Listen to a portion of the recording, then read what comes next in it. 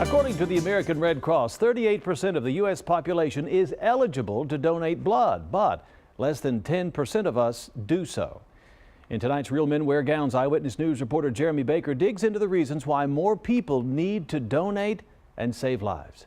Blood.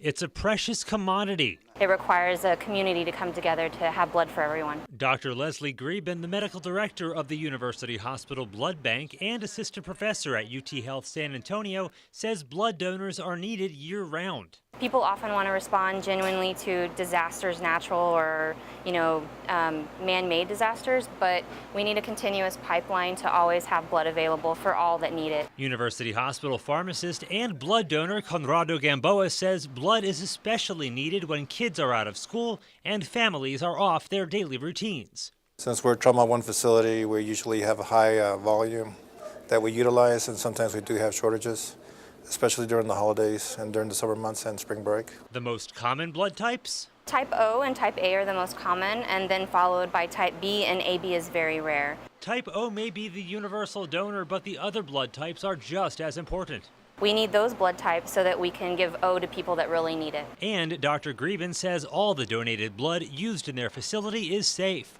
We screen our donors because we want to make sure that they answer their questions accurately. In addition, we do infectious disease testing as well. For more information about the blood donor services at University Hospital, or if you have questions about your eligibility, call 210-358-2812. It's the right thing to do. Jeremy Baker, KENS 5 Eyewitness News.